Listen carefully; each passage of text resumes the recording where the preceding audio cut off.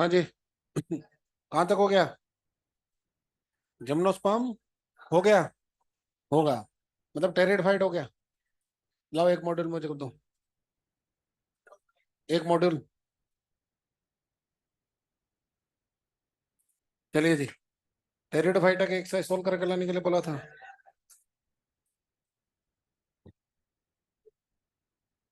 Page number 129, question number 210 to 233, 210 से 233।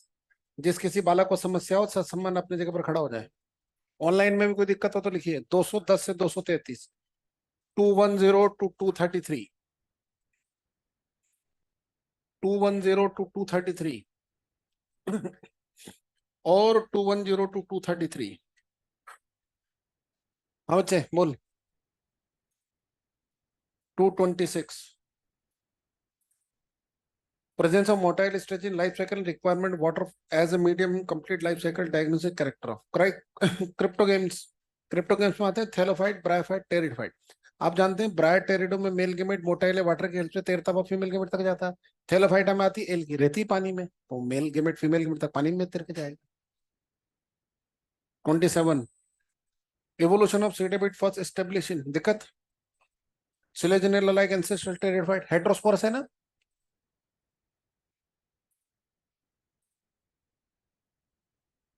सी debit के लिए क्या चाहिए? हेट्रोस्पोरस कंडीशन और एंडोस्पोरिक जर्मिनेशन। सेलेजनेला में है ना। हाँ बच्चे। 211। Most conspicuous alternation of conspicuous का मतलब होता है साफ सुथरा अलग अलग। कहां पर गेमेटोफाइट स्पोरोफाइट अलग अलग दिखते हैं?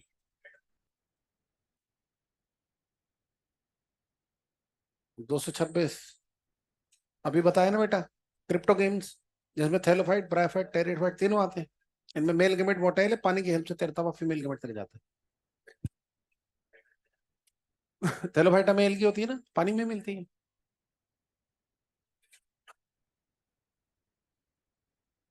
खत्म। Very good. अभी रुको तो सही। अगले टर्म का होमवर्क लिखिए। अरे लिखो तो सही। अगले टर्म का होमवर्क लिखिए। पेज नंबर 108, गोल्डन की पॉइंट पढ़ के आने हैं। पेज नंबर 108 गोल्डन की पॉइंट पढ़ के आना है। Page number 109 beginner box solve करके लाना है। Page number 110 botanical garden research institute. ये पूरा आपके पढ़ने के लिए, इसको रीड आउट करके आइएगा। कोई दिक्कत होगी तो अपन डिस्कस करेंगे। एक्सरसाइज 1 जिम्नोस्पर्म की एक्सरसाइज सॉल्व करके लानी। Page number 130 question number 234 to 267। Exercise of gymnosperm question number 234 to 267। ठीक है। अब आइए मुद्दे पर। एक्सरसाइज 2 और 3 सॉल्व करके लाने के लिए बोला था। जो सॉल्व करके नहीं लाए अपनी जगह पर खड़े हो जाओ। बी फ्रेंकली, मेरे से झूठ बोलने की कोशिश मत करो, अपने आप से सच बोलने की कोशिश करो। एक्सरसाइज 2 और 3 जो सॉल्व करके नहीं लाए हैं वो खड़े हो जाओ। मजा नहीं आया अभी? जिन्होंने एक्सरसाइज 2 और 3 सॉल्व करना शुरू तो किया लेकिन आखिरी तक नहीं पहुंचे, वो भी खड़े हो जाओ। वेरी गुड, शाबाश। नहीं, वाटर डेडिकेशन। वैसे तो मैं आज आखिरी लेक्चर सोच के आया था, एक मौका और देता हूँ। ठीक है। अगले लेक्चर में। ठीक है। जो सॉल्व कर रहा है वो बैठ जाओ। देखो मैं तो 1 महीने से बोल रहा हूँ ना। आगे इच्छा आपकी है। फिर बोल रहा हूँ, मैं पढ़ा रहा हूँ, मैं ही पूछ रहा हूँ, कोई मजेदारी वाली बात नहीं। मजेदारी वाली बात यह है, मैं पढ़ाऊँ कोई और पूछे और आपसे क्वेश्चन सही है, इसलिए एक मौका और दे रहा हूँ। एक्सरसाइज 2 और 3। ठीक है। कंप्लीट। आज जिम्नोस्पर्म पूरा हो जाएगा। ठीक है। पढ़ाने के लिए वायरस लाइकेन माइकोराइजा छोड़ के जा रहा हूँ। ठीक है। तो अगले लेक्चर में वायरस लाइकेन माइक्रोरेजा पढ़ेंगे। इसके अलावा एक्सरसाइज 2 3 और जो काम लिखा है वो सोल्व करेंगे। एनसीईआरटी का चैप्टर नंबर 1 मैंने पूरा पढ़ा दिया, डिक्टेट कर दिया था। 2 और 3 पढ़ के आना। किसी लाइन किसी वर्ड में कोई दिक्कत होगी तो वो डिस्कस करेंगे। तो जो काम आपने लिखा उसमें ऐड कर लीजिए। एक्सरसाइज 2 और 3 सोल्व करके लानी है। एनसीईआरटी का चैप्टर नंबर 2 और 3 पढ़ के आना है। कोई लाइन कोई वर्ड में प्रॉब्लम होगी तो बता दूँ। वैसे वर्ड टू वर्ड मैंने सारी चीजें आपको एक्सप्लेन कर दी है। ठीक है। आइए। आज मेरी क्लास है तो अब मेरी क्लास कब आएगी? 2 दिन बाद। 2 दिन बाद कब आएगी? सैटरडे। मैं मेरी पॉसिबिलिटीज आपको दे रहा हूँ ना। आज क्या है? Wednesday. As per schedule class कब आएगी? सैटरडे। अगर सैटरडे छुट्टी होती है तो फिर मेरी क्लास आएगी सैटरडे के बाद। और सैटरडे के बाद कब आएगी फिर? ट्यूसडे या फिर दिवाली बाद। आप मेंटली प्रिपेयर रहिए कि मैं आपकी क्लास फ्राइडे को लूंगा, कैसे भी मैनेज करूंगा। फिर 2 दिन आज से बाद फिर भी मिल रहे हैं, आपको मिल रहे हैं ना? आज का दिन मिलेगा, हमारी तो रात ही होती है, कल का भी मिलेगा, है कि नहीं? तो फ्राइडे के लिए मेंटली प्रिपेयर रहिए। ठीक है, पढ़ाने का काम आज पूरा कंप्लीट कर रहा हूँ। पढ़ाने में वायरस लाइक एंड मैं एक बार छोड़ रहा हूँ, जो 10-15 मिनट का प्रोसेस है उसे अपन अगले टर्न पे डिस्कस कर लेंगे। ठीक है, तो आप पूरी तरह से दिमाग में बैठा के रखिए कि सर की क्लास फ्राइडे को होगी। ठीक है, और वो मेरी लास्ट क्लास होगी, उसके बाद कोई मौका नहीं मिलेगा, ये आखिरी मर्सी चांस है। अब तो कर लेना भाई, जब बताएंगे ना, जब डिस्कस करेंगे अगले टर्न। ठीक है, आइए अब शुरू करते हैं साहब। जिम्नोस्पर्म। ठीक है साहब, आइए ऊपर। जिम्नो का मतलब होता है नेकेट, स्पर्म का मतलब होता है सीड। इनमें सीड नेकेट होते हैं। What is the meaning of naked seed? Fertilization के पहले या बाद में किसी तरह की कोई ओवरी वॉल प्रेजेंट नहीं होती है। फर्टिलाइजेशन के पहले या बाद में किसी तरह की कोई ओवरी वॉल प्रेजेंट नहीं होती, इसलिए इनको बोलते हैं जिम्नोस्पर्म। जिम्नो का मतलब होता है नेकेट, स्पर्म का मतलब होता है सीड। इनके सीड के चारों तरफ किसी तरह की कोई कवरिंग नहीं। इसके अलावा एक दूसरी टर्म होती है एंजियोस्पर्म। एंजियो का मतलब होता है कवर्ड, स्पर्म का मतलब सीड।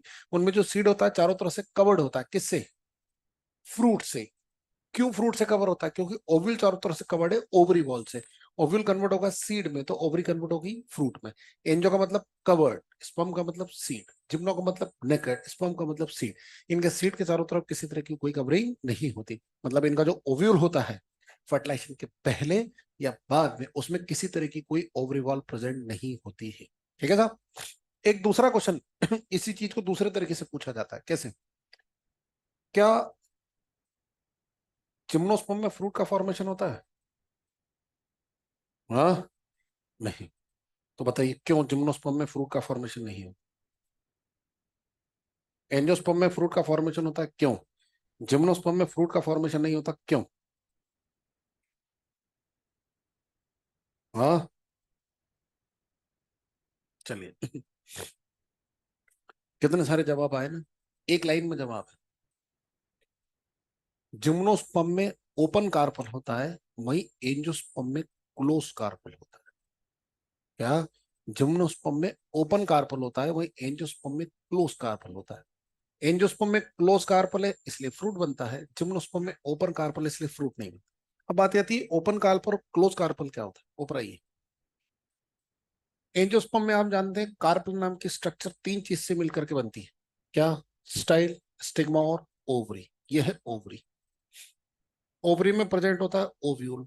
आप अच्छी तरह जानते हैं जो ओव्यूल होता है वो 7 सेल 8 न्यूक्लिएटेड स्ट्रक्चर होती है। सेल 7 होती है और न्यूक्लियस 8 होते हैं। नॉर्मली जो ओव्यूल होता है वो 7 सेल 8 न्यूक्लिएटेड स्ट्रक्चर होती है। इस पर आकार बैठता है पोलन ग्रेन। इस पोलन ग्रेन से बनती है पोलन ट्यूब।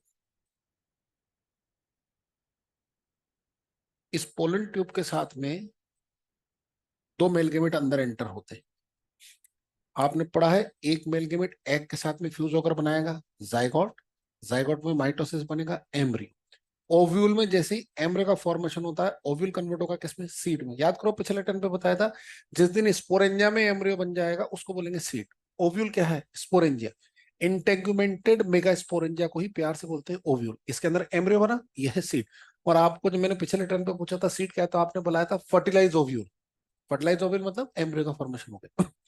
और ओवरी कन्वर्ट होगी किसके अंदर? फ्रूट के अंदर। तो ओव्यूल चारों तरफ से कवर्ड है किससे? ओवरी से। ओव्यूल कन्वर्ट हुआ सीड में तो ओवरी कन्वर्ट हुई किसमें? फ्रूट में। दूसरा मेल गेमेट इस पोलर न्यूक्लिया के साथ में फ्यूज होगा, इसे बोलेंगे एंडोस्पर्म। और जिम्नोस्पर्म को जो एंडोस्पर्म होता है वो 3 एंड ट्रिप्लॉइड होता है। इस पूरे प्रोसेस को बोलते हैं डबल फर्टिलाइजेशन। क्या बोलते हैं? बताइए डबल फर्टिलाइजेशन में कितने न्यूक्लियस इन्वॉल्व हुए? 5। हमेशा ध्यान रखना, डबल फर्टिलाइजेशन में कितने न्यूक्लियस इन्वॉल्व होते हैं? 5। पहला वाला प्रोसेस है फर्टिलाइजेशन, उसमें 2। दूसरा वाला प्रोसेस है ट्रिपल फ्यूजन, उसमें तीन, तीन और दो पांच। तो फर्टिलाइजेशन में कितने इन्वॉल्व होते हैं? दो।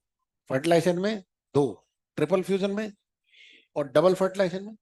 ये शब्दों का खेल है, बस इसको ध्यान रखिए, ठीक। अब बात करते हैं साहब जिम्नोस्पर्म की। ये जिम्नोस्पर्म,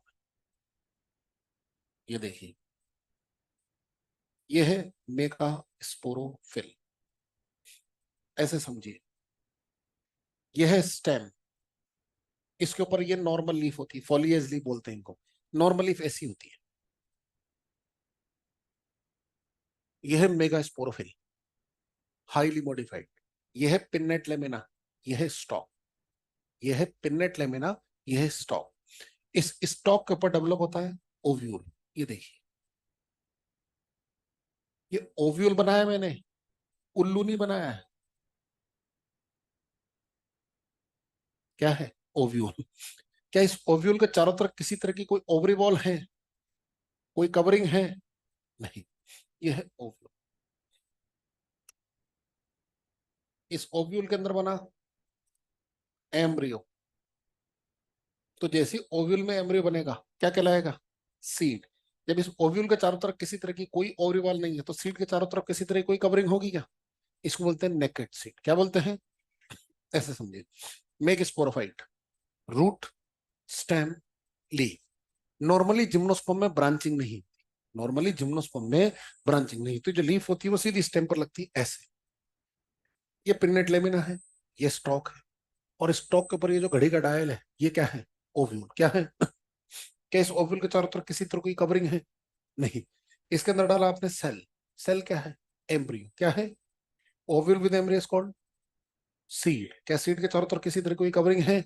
सीड जैसे मेच्योर होगा, यहां से ऐसे कैसे टूट के नीचे गिर जाए, गिरा हो। तुम्हारा बहुत थोड़ी बाद में बोलोगे जर्मिनेट करा के स्पोरोफाइट भी बनाओ। क्लियर है? एंजियोस्पर्म में क्या होता है देखिए, एंजियोस्पर्म में ये जो स्ट्रक्चर है जिसको आप ओव्यूल बोलते हैं, ऐसी हाथ जैसी स्ट्रक्चर से कवर्ड होती है। यह है ओव्यूल। तो हाथ जैसी स्ट्रक्चर क्या हो गई? ओवरी। इसके अंदर डाला आपने सेल, तो ओव्यूल विद एम्ब्रियो कौन? सीड। तो हाथ जैसे स्ट्रक्चर कन्वर्ट होगी किसमें? फ्रूट में। यही कारण है जब आप फ्रूट काटते हो तो उसके अंदर आपको सीड नजर आता है। क्लियर है?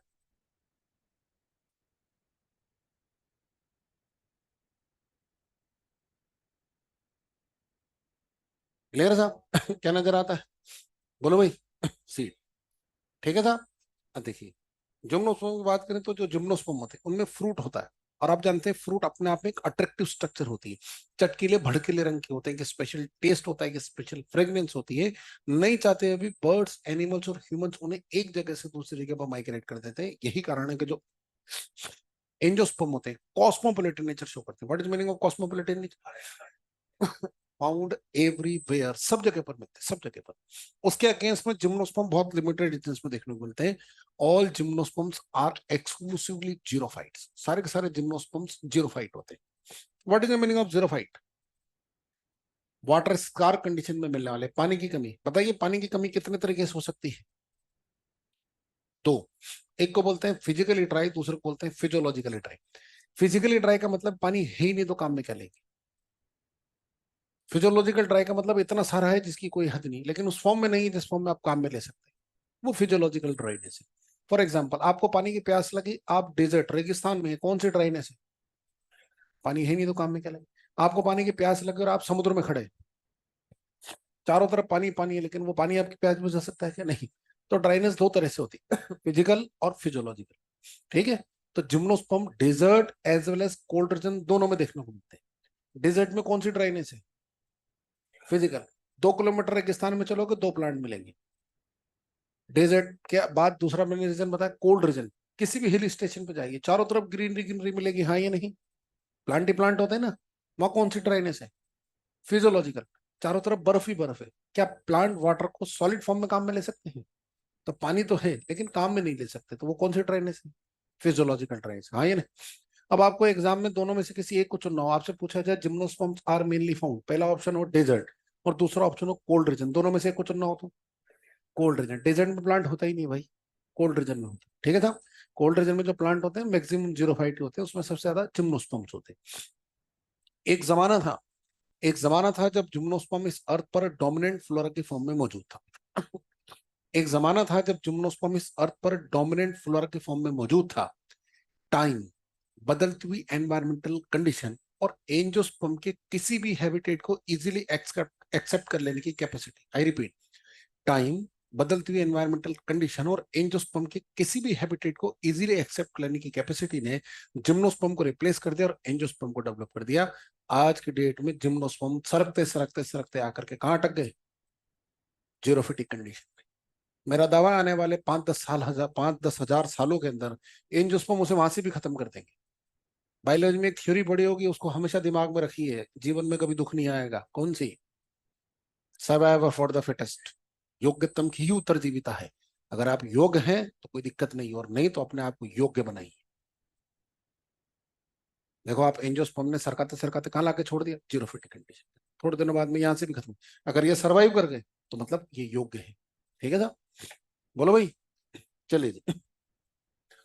जिम्नोस्पर्म में प्लांट बॉडी की बात करें तो plant body differentiate into root, stem and leaf. अब इनमें रूट कौन सी होती है? तो इनमें टेप रूट होती है। कौन सी होती है?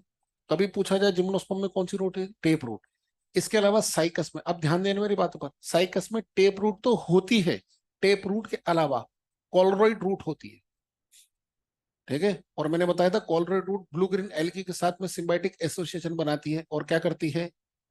Nitrogen fixation. याद आया? कॉलरॉइड रूट। फिर बोल रहा हूँ, साइकस में ऐसा नहीं कॉलरॉइड रूट होती है, साइकस में टेप रूट के अलावा कॉलरॉइड रूट होती है। रूट के सारे काम टेप रूट करती है, कॉलरॉइड रूट सिर्फ नाइट्रोजन फिक्सेशन करती है। दूसरा पाइनस। पाइनस में जो टेप रूट होती है, ये टेप रूट फंजाई के साथ एसोसिएशन बनाती है और इस एसोसिएशन को बोलते हैं माइकोराइजम। इसे अपन अगले टर्न पर पढ़ेंगे। ठीक है? अगला लेक्चर मेरा आखिरी लेक्चर हो।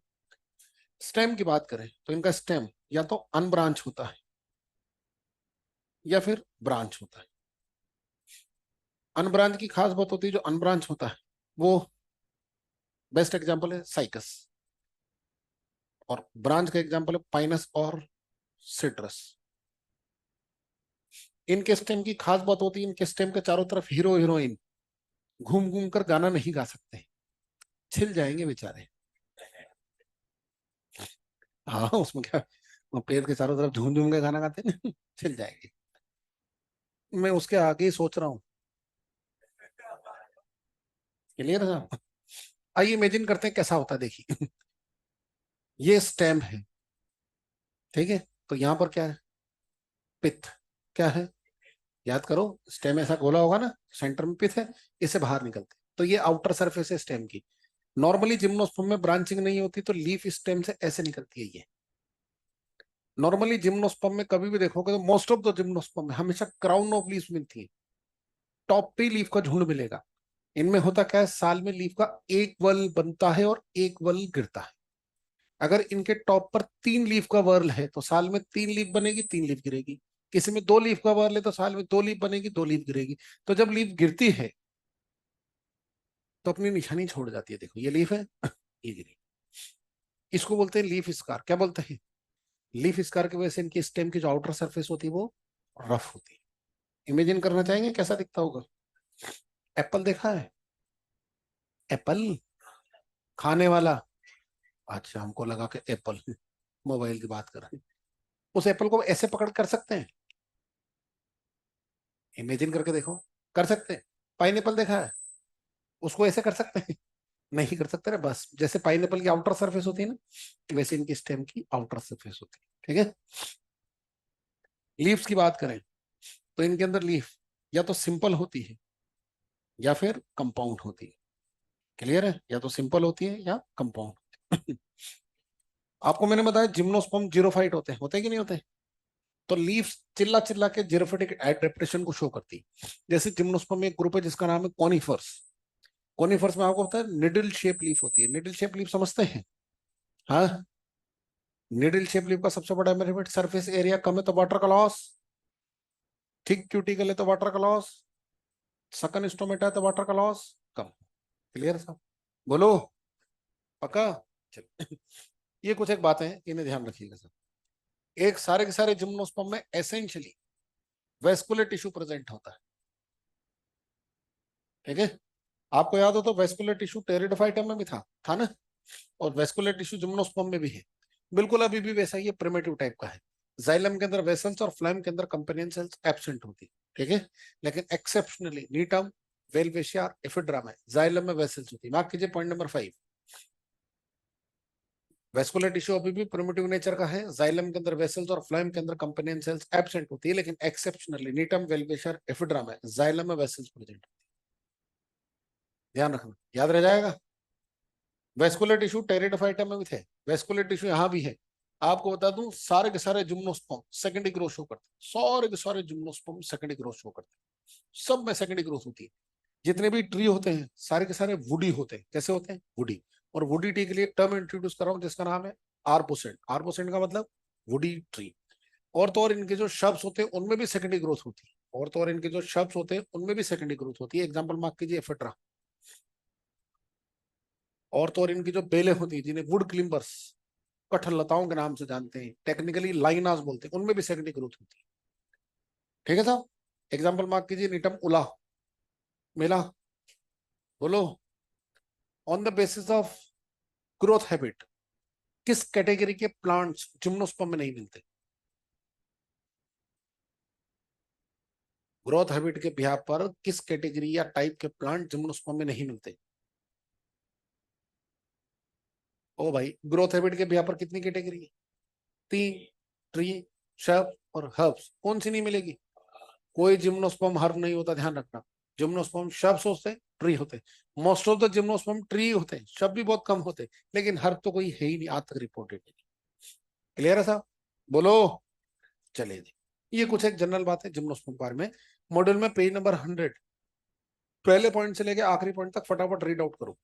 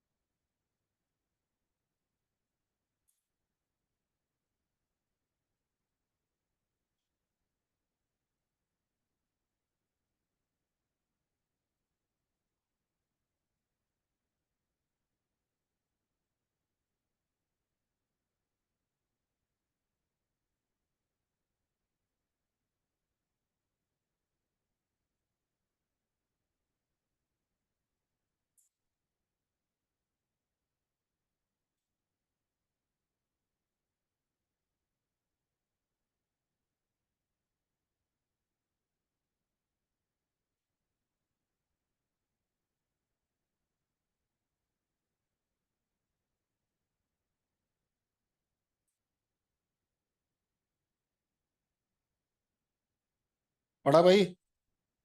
कोई दिक्कत? बोलो। चलिए जी, थोड़ा सा पिछले लेक्चर से आगे बढ़ेंगे। पिछले लेक्चर पे आपको बात करी थी मैंने, याद हो तो, होमोस्पोरस हेटेरोस्पोरस की। हाँ, आइए वहीं से शुरू करते हैं। स्पोरफाइट क्या प्रोड्यूस करता है? स्पोर का क्या होगा? जर्मिनेशन से क्या बनेगा? और गेमेटोफाइट गेमेट प्रोड्यूस करने के बिना पर दो तरह के नेचर शो करता है। कंडीशन नंबर 1, एक गेमेटोफाइट पर दोनों टाइप के गेमेट है। और कंडीशन नंबर 2, एक गेमेटोफाइट पर कोई एक टाइप का गेमेट है। पहले नाम देते हैं फिर बात करेंगे। मेल गेमेट प्रोड्यूस करने वाला गेमेटोफाइट, फीमेल गेमेट प्रोड्यूस करने वाला। मेल गेमेटोफाइट प्रोड्यूस करने वाले स्पोर को बोलते हैं माइक्रोस्पोर, और इसे बोलते हैं मेगास्पोर। ठीक है साहब, इतनी बातें हमारी पिछले टर्म पे हुई थी, हाँ या नहीं? फिर मैंने बताया था कि स्पोरफाइट होमोस्पोरस है या हेटेरोस्पोरस है, इस बात का पता कि स्पोरफाइट को देख के चलता है, स्पोर को देख के चलता है, गैमेटोफाइट को देख के चलता है। एक गैमेटोफाइट पर दोनों टाइप के गैमेट है तो स्पोरफाइट होमोस्पोरस, तो मैं कह सकता हूँ ये होमोस्पोरस है, हाँ ये नहीं। और अगर एक गैमेटोफाइट पर कोई एक टाइप का गैमेट लग रहा है तो स्पोरफाइट हेटेरोस्पोरस। क्लियर है? वाह शाबाश, आपको अभी तक याद है, थैंक यू वेरी मच। अब अपन बड़ी क्लास में आ गए। अब ये बोलना अच्छी बात नहीं है एक बॉडी पर दोनों और एक बॉडी पर एक, इसके लिए भी टर्म बनी। जब एक बॉडी पर दोनों टाइप के गैमेट होते हैं तो इस कंडीशन को बोलते हैं मोनोशियस, क्या बोलते हैं? और जब एक बॉडी पर कोई एक होता है तो इसे बोलते हैं डायोशियस। पिछले टर्म पर जो बात सिखाई थी उससे शुरू करूंगा और इस टर्म पर जो बात सिखाई थी उससे खत्म करूंगा, ठीक है?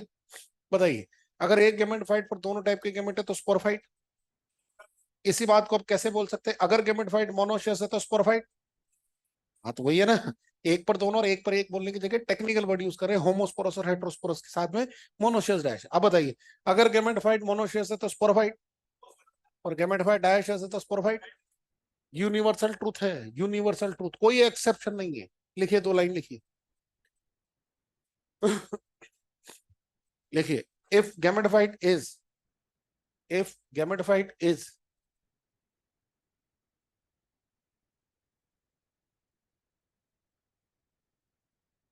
dioecious, if gametophyte is dioecious, then sporophyte is, then sporophyte is always and always heterosporous। फिर रिपीट करता हूं, if gametophyte is dioecious, then sporophyte is always and always heterosporous। Clear है? लिखा? दूसरी लाइन लिखी, if gametophyte is monoecious, if gametophyte is monoecious,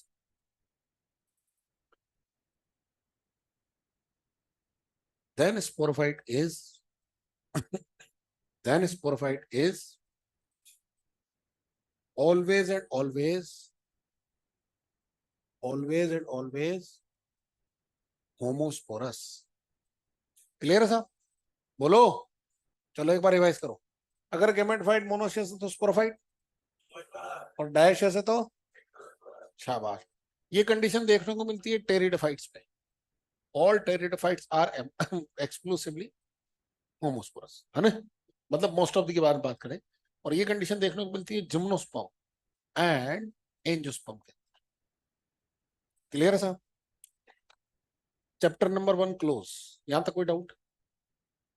बोलो, अरे हाँ वो तो करो। चैप्टर नंबर 2 शुरू करते हैं ऊपर। जितना मैं बोलूं उतना ही सोचना, आगे अक्ल नहीं लगाना, है ना? स्पोरोफाइट क्या प्रोड्यूस करता है? गैमेटोफाइट क्या प्रोड्यूस करता है? स्पोरोफाइट स्पोर प्रोड्यूस करने के व्यापार क्या क्या कहा जा सकता है? होमोस्पोरस और हेटेरोस्पोरस। गैमेटोफाइट गैमेट प्रोड्यूस करने के व्यापार क्या क्या कहा जा सकता है? मोनोशियस और डायोशियस। क्लियर है? तो जो स्पोर प्रोड्यूस करेगा वो होमोस्पोरस हेटेरोस्पोरस होगा, जो गैमेट प्रोड्यूस करेगा वो मोनोशियस डायोशियस होगा। यहां तक क्लियर है साहब? बोलो, अब बताओ, क्या हम कभी गैमेटोफाइट के लिए होमोस्पोरस हेटेरोस्पोरस वर्ड यूज कर सकते हैं? नहीं कर सकते। क्यों नहीं कर सकते? क्योंकि गैमेटोफाइट कभी स्पोर प्रोड्यूस नहीं करेगा। भाई सीधा सा कंसेप्ट है। हाँ ये नहीं? भाई गैमेटोफाइट कभी होमोस्पोरस हेटेरोस्पोरस हो सकता है? नहीं हो सकता। क्यों नहीं हो सकता? क्योंकि स्पोरोफाइट गैमेटोफाइट कभी स्पोर प्रोड्यूस नहीं करेगा। इसी तरह से क्या स्पोरोफाइट के लिए हम मोनोशियस डायोशियस टर्म यूज कर सकते हैं? नहीं कर सकते। क्यों? क्योंकि स्पोरोफाइट कभी गैमेट प्रोड्यूस नहीं करेगा। भाई जो गैमेट प्रोड्यूस करता है वो मोनोशियस डायोशियस है, जो स्पोर प्रोड्यूस करता है वो होमोस्पोरस हेटेरोस्पोरस है। गैमेटोफाइट कभी भी होमोस्पोरस हेटेरोस्पोरस नहीं हो सकता क्योंकि ये कभी स्पोर प्रोड्यूस नहीं करेगा। इसी तरह से स्पोरोफाइट कभी भी मोनोशियस डायोशियस नहीं हो सकता क्योंकि कभी गैमेट प्रोड्यूस नहीं करता। ध्यान रखना साहब, टेरिडोफाइट का स्पोरोफाइट कभी भी मोनोशियस और डायोशियस नहीं हो सकता है। लेकिन आपको जानकर ताजुब होगा, जिम्नोस्पर्म एंजियोस्पर्म का sporophyte it may be monoecious और डायोशियस हो सकता है। ये सुनते ही बच्चे के दिमाग में बात आती है, मतलब ये स्पोरोफाइट गैमेट प्रोड्यूस कर रहा है? नहीं। ध्यान रखना, gamete always and always produce by gametophyte. Gamete always and always produce by gametophyte. Gametophyte monoecious dioecious से किस व्यापार? On the basis of gamete producing, on the basis of gamete producing, क्योंकि गैमेट प्रोड्यूस कर रहा है, gamete हमेशा gametophyte ही produce करेगा। बच्चा बोलता है जब गैमेट हमेशा गैमेटोफाइट प्रोड्यूस करेगा तो स्पोरोफाइट मोनोसियस डायसिस कैसे होगा? On the basis of gamete bearing, क्योंकि ये गैमेट्स को बियर कर रहा है, इसलिए पैदा तो गैमेटोफाइट ने किया लेकिन ये गैमेट्स को बियर कर रहा है। बच्चा का सीधा सा जवाब होता है जब जिम्नोस्पर्म एंजियोस्पर्म का स्पोरोफाइट गैमेट को बियर कर रहा है तो टेरिडोफाइट को क्या शर्म आ रही है? टेरिडोफाइट में स्पोर का जर्मिनेशन स्पोरेंजा के बाहर होता है। जब स्पोर का जर्मिनेशन स्पोरेंजा के बाहर होगा तो गैमेटोफाइट का फॉर्मेशन भी स्पोरेंजा के बाहर होगा। तो स्पोरोफाइट कभी गैमेट बियर कर पाएगा नहीं। ये क्यों कर सकता है? क्योंकि यहाँ पर एंडोस्पोरिक जर्मिनेशन होता है, स्पोर का जर्मिनेशन स्पोरेंजा के अंदर होता है। और जब भी स्पोर का जर्मिनेशन स्पोरेंजा के अंदर होगा तो गैमेटोफाइट स्पोरेंजा के अंदर ही बनेगा, हाँ या नहीं? और जब गैमेटोफाइट स्पोरेंजा के अंदर बनेगा तो गैमेटोफाइट को बियर कौन कर रहा है? स्पोरो। क्लियर नहीं है इसमें? अभी आएगी make sporophyte root stem leaf. ठीक है साहब। सबसे पहले बात करते हैं टेरिडोफाइट, इसकी बात करते हैं। टेरिडोफाइट में दो कंडीशन है, most of the pteridophyte homosporous और कुछ। तो पहले अपन बात करते हैं होमोस्पोरस कंडीशन की। तो पहले मैं बन रहा हूं होमोस्पोरस कंडीशन में टेरिडोफाइट। ठीक, तो मैं होमोस्पोरस कंडीशन का टेरिडोफाइट बन रहा हूं, स्पोरोफाइट। ये रूट, ये स्टेम, ये लीफ, इस पर लगती है स्पोरेंजिया। क्या लगती है? स्पोरेंजिया। ये क्या है? लीफ। ये क्या है? स्पोरेंजिया। और स्पोरेंजिया के अंदर ये क्या है? स्पोर। क्या है? स्पोर। अब क्या होता है, याद करो पिछले टर्म पे जो पढ़ा था, जैसे स्पोर मैच्योर होंगे स्पोरेंजिया, बस स्पोर उड़ता हुआ सॉइल में पकड़, आ ढक्कन लेके आ मेरा, फटाफट स्पोर है वो। पकड़ा पीछे वाले को, इसके पास वाले को। हाँ खड़ा हो। जर्मिनेट होकर क्या बनाएगा? वो तो मैं हूं। जर्मिनेट होकर क्या बनाएगा? गैमेटोफाइट। मैं क्या हूं? मैंने क्या प्रोड्यूस किए? वो क्या है? क्या प्रोड्यूस करेगा? क्या गैमेटोफाइट स्पोरोफाइट का कोई रिलेशन है? कभी हो सकता है, कभी नहीं हो सकता। क्यों? क्योंकि स्पोर का जर्मिनेशन स्पोरेंजिया के बाहर हो रहा है। क्लियर है? होमोस्पोरस कंडीशन में कभी भी स्पोरोफाइट मोनोसियस डायसिस नहीं हो सकता, हाँ या नहीं? आगे तू भी आजा, खड़ा हो ही गया तो।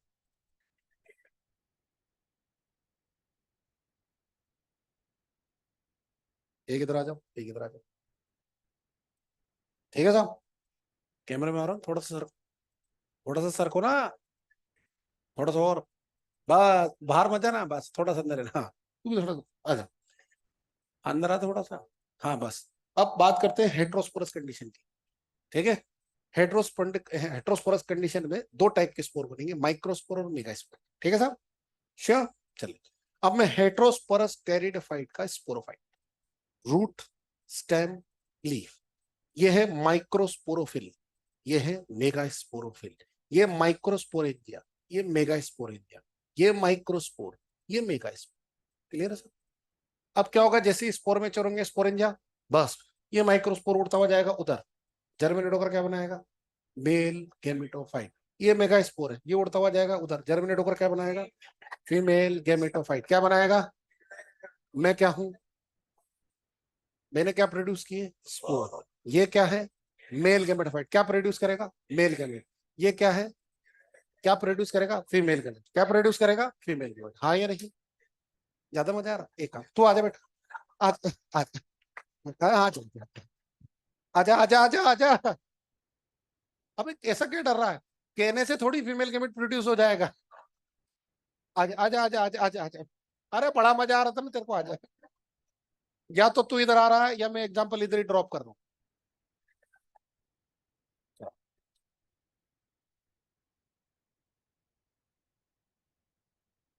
क्लियर है साहब? आजा। नहीं तो मेरे एग्जांपल इधर ही ड्रॉप।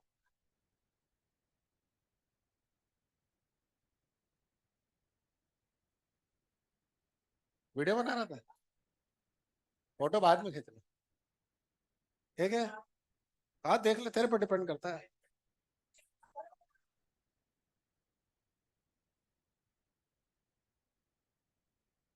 चले कोई बात है। अरे नहीं, जरूरी थोड़ी है। दुनिया में दो तरह के लोग होते हैं, एक वो जो अपने लिए जीते हैं, दूसरे वो जो दुनिया के लिए जीने के साथ साथ अपने लिए भी जीते हैं।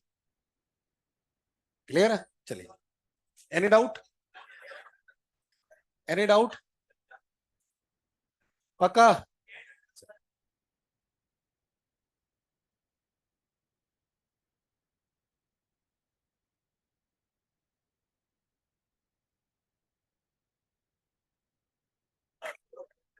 क्लियर है साहब? बोलो, बात समझ में आई साहब? बोलो। तो टेरिडोफाइट सीधी सी बात है, स्पोरोफाइट कभी भी मोनोसियस या डायोसियस नहीं हो सकता, भले होमोस्पोरस नेचर हो चाहे हेटेरोस्पोरस नेचर हो। हाँ या नहीं? यह एंडोस्पोरिक जर्मिनेशन होता है, स्पोर का जर्मिनेशन स्पोरेंजा के अंदर होता है, स्पोर का जर्मिनेशन स्पोरेंजा के अंदर होता है, इसलिए गेमेटोफाइट मोनोसियस या डायोसियस। Any doubt? दे रहा था ना भाई, कोई एक तो चाहिए फीमेल गेमेट प्रोड्यूस करने के लिए। और क्लास में अगर ऐसे बच्चे बैठे हैं तो कोई फीमेल गेमेट प्रोड्यूस करने के लिए तैयार नहीं, कोई बोल बोल के जान ले लेंगे उसकी। और फीमेल गेमेट तो ऐसी क्लास में तो मेरे हिसाब से कोई आएगा ही नहीं, सीधी सी बात है। नहीं भाई, सीधी सी बात है। भाई इससे कितना मजा आ रहा था जिसकी कोई नहीं, अब वो उसको छोड़ देगा क्या? वो उसको रात दिन ताने देगा इस बात के लिए? नहीं। तो चाहता अच्छा मैं एग्जाम्पल भी प्रूव कर दूं। हाँ, मैं तो लाइव दे रहा था, अब नहीं आ रही थी समझ में तो कोई बात नहीं, हाइपोथेटिकल देते हैं। आइए साहब ऊपर। भगवान श्री कृष्ण का नाम सुना है? भगवान श्री कृष्ण की कितनी माँ थी? पहली माँ का नाम देव, दूसरी माँ का नाम देव की किस आधार पर माँ थी? जन्म देने के आधार पर। यशोदा किस आधार पर माँ थी? पालने के आधार पर।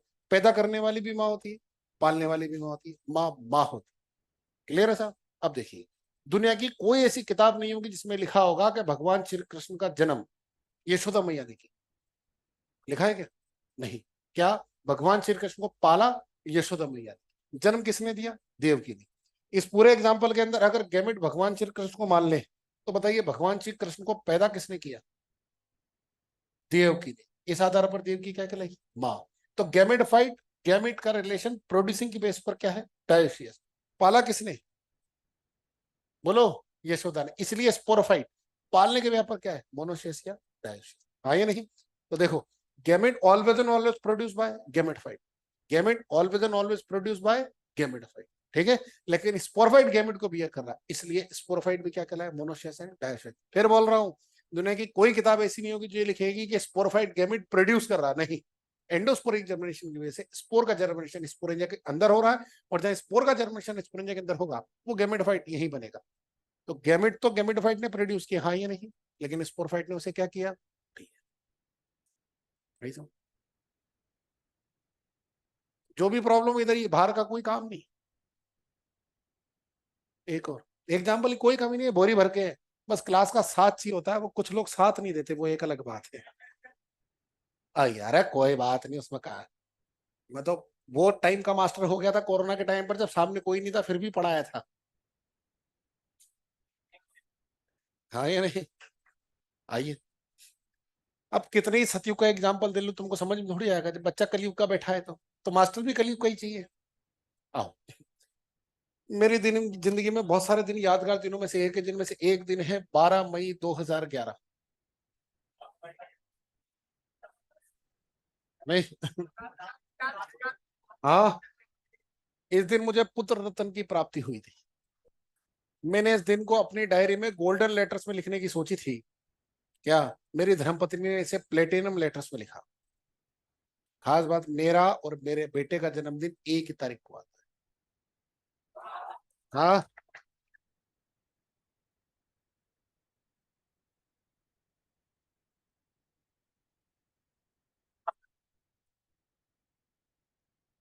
समझ रहे बात?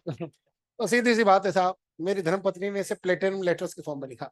11 बजे मुझे बच्चा पैदा हुआ साहब। 2 बजे मैं क्लास लेने आया। 4 बजे ब्रेक हुआ, उस टाइम 2 घंटे की क्लास होती थी। 8-10 बच्चों का एक ग्रुप था। नहीं, आजकल तो धोखा ही मिलता है। पहले 8-10 था ग्रुप, थोड़ी दोस्ती बड़ी होती थी बच्चों की।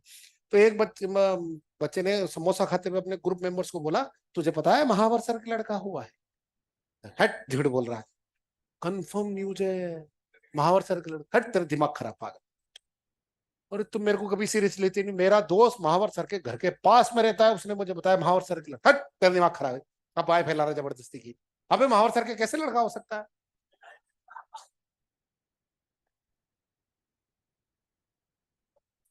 क्या महावर सर के कैसे लड़का हो सकता है? ऐसा नहीं बोलते नालायक, ऐसा बोलते हैं महावर सर की धर्मपत्नी का लड़का। Point to be noted, child always and always produce by female. मेरी वाइफ पेरेंट बनी on the basis of child producing. मेरी वाइफ पेरेंट बनी on the basis of child producing. मैं पेरेंट बना on the basis of child bearing, क्योंकि मैंने अपनी धर्मपत्नी को अपने साथ रखा हुआ है। हाँ या नहीं? Child always produce by female. मेरी वाइफ पेरेंट बनी on the basis of child producing. मैं पेरेंट बना on the basis of child bearing. इस पूरे एग्जाम्पल में मेरा बालक क्या है? गैमेट, धर्मपत्नी। और मैं आया जब से ये बोल रहा हूँ, मैं एक sporophyte, root, stem, leaf, hence proof. Any doubt? अब तो आ गई समझ में? पक्का? चलिए जी, कुछ लिखा किसी ने? क्लियर है साहब? बोलो। आगे ना? क्या हो गया? अरे मैं उधर गया था देखने के लिए, बच्चे को लगा कि मैंने कुछ बोला है कि नहीं? हाँ, खींचना फोटो। पहले ये ईयर खाप हटाने दो, नहीं तो बाद में चलेगा। आपने जो पढ़ाया सब समझ में आया, बस यही समझ में नहीं आया 12 मई 2011 क्या है। क्लियर है? हो गया भाई? Any doubt? बनाओ, खींचो फोटो फटफट। हो गया? एक साथ ही खींच लो ना यार, क्या एक एक करके कैमरे निकाल खींच। अब मेरा टर्न। हाँ, बस मेरा थोड़ा और मूड बना दो तो मैं जल्दी खत्म कर दूं। हाँ, फंडे। हाँ, है ना? अबे रुलाओगे क्या? ऐसा क्या करो? आइए। चलिए जी, बात समझ में आई? बोलो। तो एक टेस्ट लूं तुम्हारा, तुमको पता चलेगा एग्जामिनर कैसे सोचता है और पेपर कैसे बनाता है। आइए।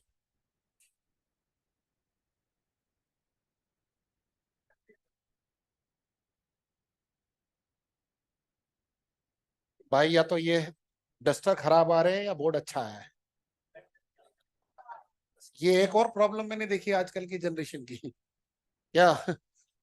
आप देखो, मैंने तुम्हारे सामने दो चॉइस थी, तुमने चुनी हमेशा नेगेटिव वाली।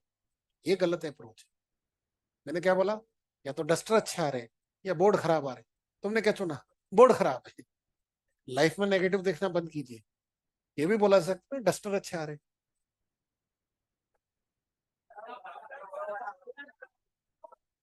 बस अब सोच रहे हो ना?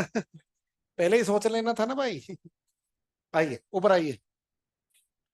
ये देखो, इमेजिन करना भाई, जब पेड़ बनाओ तो पेड़ सोचा करो कोई भी है। अब जुमलो सुन तो तुमने देखे नहीं होंगे, नीम का तो देखा है। वो लिया करो दिमाग में। ये एक ट्री है, स्पोरोफाइट। ठीक है साहब? इस स्पोरोफाइट पर ये एक लीफ लग रही है। ये लीफ माइक्रोस्पोरी माइक्रोस्पोर पैदा कर रही है। इस माइक्रोस्पोर का हो रहा है endosporic germination. What is meaning of endosporic germination? Spore का जर्मिनेशन स्पोरेंजा के अंदर। इससे बनेगा मेल गैमेटोफाइट। क्या बनेगा? और मेल गैमेटोफाइट क्या प्रोड्यूस करेगा? Male gamete. शाबाश। इसी प्लांट की दूसरी लीफ पर, इसी प्लांट की दूसरी लीफ पर मेगास्पोरी मेगास्पोर का फॉर्मेशन। क्लियर है? इसमें हो रहा है एंडोस्पोरिक जर्मिनेशन। मतलब स्पोर का जर्मिनेशन स्पोरेंजा के अंदर होता है। हाँ, ये नहीं? इससे बनेगा फीमेल गैमेटोफाइट। और फीमेल गैमेटोफाइट क्या प्रोड्यूस करेगा? Female gamete. क्या प्रोड्यूस करेगा? Female gamete. ठीक है साहब? अब देखिए, ये एक दूसरा प्लांट है, ये स्पोरोफाइट। इस प्लांट पर जितनी भी लीफ लग रही है, सारी लीफ माइक्रोस्पोरी माइक्रोस्पोर पैदा करती है। इसमें हो रहा है एंडोस्पोरिक जर्मिनेशन, मतलब स्पोर का जर्मिनेशन स्पोरेंजा के अंदर होगा। ठीक है? ये बनाता है मेल गैमेटोफाइट। और मेल गैमेटोफाइट क्या प्रोड्यूस करेगा? Male gamete. ये तीसरा प्लांट है, स्पोरोफाइट। इस प्लांट पर जितनी भी लीफ लग रही है, सारी की सारी लीफ मेगा स्पोर प्रोड्यूस कर रही है, पूरे प्लांट पर मेगा स्पोर लगा। इसका हो रहा है एंडोस्पोरिक जर्मिनेशन। स्पोर का जर्मिनेशन स्पोरिन जाके अंदर होता है, इससे बन रहा है फीमेल गैमेटोफाइट। और फीमेल गैमेटोफाइट क्या प्रोड्यूस कर रहा है? Female gamete. ठीक है साहब, जो भी अब आपको सिखाया है उसकी एक टेस्टिंग करते हैं। सोच समझ करके बोलिएगा साहब, एक साथ बोलिएगा, है ना। सब आता है आपको, घबराने की जरूरत नहीं है। बस पहले मुझे सुनना, समझना, फिर रिप्लाई कर। ठीक है, बताइए। ये गैमेटोफाइट गैमेट प्रोड्यूस करने के बिहाफ पर क्या कहलाएगा? बोलो एक साथ। ये गैमेटोफाइट गैमेट प्रोड्यूस करने के बिहाफ पर, ये स्पोरोफाइट गैमेट बियर करने के बिहाफ पर मोनोसियर, और ये स्पोरोफाइट स्पोर प्रोड्यूस करने के बिहाफ पर, बोलो। इन सब बात क्लियर है साहब? ये गैमेटोफाइट गैमेट प्रोड्यूस करने के बिहाफ पर, बोलो। ये स्पोरोफाइट गैमेट बियर करने के बिहाफ पर डायोसियस, और ये स्पोरोफाइट स्पोर प्रोड्यूस करने के बिहाफ पर, हाँ हाँ। पता नहीं कोई होमो बोला कोई हेट्रो बोला। देखा, इतनी मेहनत करी, 2 लेक्चर तक चिल्लाता रहा, समझाता रहा, उसके बावजूद भी तुम्हारा कंसेप्ट क्लियर नहीं हुआ। ताजुब बात की। इसका मतलब आपने अपने मन में जो होमोस्पोरस हेट्रोस्पोरस की बात बिठा रखी है ना, वो कंसेप्ट इरेज करो पहले तो, जो अभी तक आपने नहीं किया। क्या, जब प्लांट एक जैसे स्पोर प्रोड्यूस करेगा तो वो होमोस्पोरस होगा, और अलग अलग स्पोर प्रोड्यूस करेगा तो हेट्रोस्पोरस होगा। ऐसा कोई कंसेप्ट ही नहीं। फिर बोल रहा हूं, एक जैसे स्पोर और अलग अलग स्पोर का कोई कंसेप्ट नहीं है, वो अपने दिमाग से इरेज कीजिए। जो मैंने आपको सिखाया है वही कंसेप्ट है। स्पोरोफाइट होमोस्पोरस या हेट्रोस्पोरस, इस बात का पता क्या? स्पोरोफाइट को देख के चलेगा, स्पोर को देख के चलेगा, गेमेटोफाइट को देख के चलेगा। एक गेमेटोफाइट पर दोनों टाइप के गेमेट है तो स्पोरोफाइट। हाँ, और एक पर एक है तो देखो, एक गेमेटोफाइट पर एक टाइप का गेमेट है ना, तो स्पोरोफाइट कैसा होगा? तो होमो कहां से आ गया? सबसे पहली लाइन आपको क्या लिखाई आती? पढ़ो, पढ़ो एक साथ पढ़ो, 1 2 3 शुरू। अगर गैमेटोफाइट डायस्यूस तो स्पोरोफाइट हमेशा क्या होगा? अब ये तो एक टाइप के स्पोर प्रोड्यूस कर रहा है ना, तो एक टाइप का स्पोर प्रोड्यूस क्या होमोस्पोरस हो गया क्या? आई बात समझ में? बोलो। बस यही गड़बड़ है जो एग्जामिनर कराता। बताओ, ये गैमेटोफाइट गैमेट प्रोड्यूस करने के बिहाफ पर, ये गैमेटोफाइट स्पोरोफाइट गैमेट बियर करने के बिहाफ पर डायशन, और स्पोरोफाइट स्पोर प्रोड्यूस करने के बिहाफ पर हेट। तुमको कैसे पता चला ये हेट्रोस्पोरस है? क्योंकि गैमेटोफाइट डायोशियस है, और जब भी गैमेटोफाइट डायोशियस होगा स्पोरोफाइट हमेशा हेट्रोस्पोरस होगा। ये कंडीशन साइकस समेत मैक्सिमम जिम्नोस्पर्म में देखने को मिलती है। तो आपको बता दो, जो मैक्सिमम जिम्नोस्पर्म होते हैं उसमें मेल और फीमेल प्लांट अलग अलग होता है, और ये कंडीशन पाइनस समेत मिनिमम जिम्नोस्पर्म में देखने को मिलती है। ठीक है, बहुत कम जिम्नोस्पर्म ऐसे होते हैं जिनमें एक ही प्लांट पर मेल फीमेल दोनों गैमेट्स का फॉर्मेशन होता है। तो मैक्सिमम जिम्नोस्पर्म में ध्यान रखिए, मेल और फीमेल प्लांट अलग अलग होते हैं। ठीक है, ये कंडीशन। अब अलग अलग होंगे तो एक प्लांट पर एक ही टाइप का स्पोर होगा तो होमोस्पोरस हो गया क्या? बोलो। स्पोर से पता नहीं चलता, किससे पता चल रहा है? गैमेटोफाइट। अगर एक गैमेटोफाइट पर एक टाइप का गैमेट है तो वो हमेशा हेट्रोस्पोरस होगा, और जिम्नोस्पर्म में गैमेटोफाइट हमेशा डायस्यूस होगा। जिम्नोस्पर्म में गैमेटोफाइट हमेशा, और अगर गैमेटोफाइट डायस्यूस है तो हमेशा स्पोरोफाइट हेट्रोस्पोरस होगा। याद रह जाएगा? Any doubt? मिटा दूं? आइए, अब शुरू करते हैं साहब, लाइफ साइकिल ऑफ जिम्नोस्पर्म। कहानी पूरी फिल्मी है। ठीक है, थोड़ा सा फ्लैशबैक में चलेंगे। बताइए, जिम्नोस्पर्म के एंसेस्टर बाप दादा कौन है? हाँ, अरे जिम्नोस्पर्म के कौन है? टेरिडोफाइट ना यार, करंट की बात करेंगे ना। आइए पहले थोड़ा सा टेरिडोफाइट से चीजों को रिवाइज करते हैं, फिर उसके बाद में इसमें एडवांसमेंट का तड़का लगाएंगे। ठीक है, आइए। तो पहले तो पिछला लेक्चर थोड़ा सा दिमाग में लेकर के आते हैं, फिर आगे प्रोसेस। देखो, एक ऐसी लीफ थी, ये जिस प्लांट पर लगती है उसको बोलते हैं स्पोरोफाइट। क्या बोलते हैं? स्पोरोफाइट पर ये लीफ लगती है, लीफ को बोलते हैं स्पोरोफिल। स्पोरोफिल की एबैक्सियल सरफेस पर लगती है स्पोरेंजिया। स्पोरेंजिया में प्रेजेंट होती है स्पोर मदर सेल, और स्पोर मदर सेल में मियोसिस से क्या बनते हैं, स्पोर। ठीक है। जिम्नोस्पर्म की बात करूं तो बता दूं, all gymnosperms are exclusively heterosporous. सारे के सारे जिम्नोस्पर्म्स एक्सक्लूसिवली हेट्रोस्पोरस होते हैं। अब बताइए, क्या इनमें से किसी भी को भी देख के पता चल रहा है माइक्रो या मेगा है? बोलो, कैसे पता चलेगा? देखो, इस स्पोर का होगा जर्मिनेशन, जर्मिनेशन से बनेगा गेमेटोफाइट, और गेमेटोफाइट प्रोड्यूस करेगा गेमेट। अब अगर इसने मेल गेमेट प्रोड्यूस किया तो यहां से सबके नाम तय होते हैं। बोलो, मेल गेमेट प्रोड्यूस करने वाला गेमेटोफाइट, बोलते जाना है ना। मेल गेमेटोफाइट प्रोड्यूस करने वाला स्पोर, माइक्रोस्पोर जैसे स्पोरेंजा पर लगेगा, माइक्रोस्पोर ये लीफ पर लगेगी। एक सारे के सारे जिम्नोस्पर्म में एसेंशियली कोन का फॉर्मेशन होता है। ये स्पोरोफिल ऐसे झुंड बनाती है, ये स्पोरोफिल ऐसी झुंड बनाती है, इसको बोलते हैं कोन या स्ट्रोबिलस।